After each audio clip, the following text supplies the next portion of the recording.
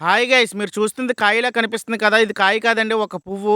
ఈ పువ్వులు మనకి ఎక్కడ పడితే అక్కడ దొరకవు. చాలా అరుదుగా కనిపిస్తాయి. దీని పేరు కబంద పువ్వు అంటారు. ఇది చాలా ఇష్టం శివుడికి. ఈ పువ్వులు శ్రావణ మాసంలో మాత్రమే పూస్తాయి. కాకపోతే మా ఊరు ఆశ్రమంలో ప్రతిరోజు కనిపిస్తా ఉంటాయి. దీన్ని బట్టి మనం దేవుడు మహత్యమే అనుకోవాలి. ఈ రోజు మా ఊరు ఆశ్రమంలో పౌర్ణమి పూజలు జరుగుతున్నవి. పూజ కోసం ఈ పువ్వులు కోస్తున్నాము. ఈ పువ్వులు చూడడానికి చాలా డిఫరెంట్ గా ఉంటాయి. చాలా అందంగా కూడా ఉంటాయి. ఈ చెట్టు పెద్దదవ్వడం వల్ల సరిగ్గా పువ్వులు అందట్లేదు. అందుకని చెప్పి ఇలా వంచే మరీ కోస్తున్నాను. మీ ఏరియాలోని కూడా ఇటువంటి పువ్వుల చెట్లుంటే నాకు కామెంట్ సెక్షన్‌లో కామెంట్ చేయండి. ఈ చెట్టు మా ఊరు ఆశ్రమంలో తప్ప నేను ఇంక మరెక్కడా చూడలేదు.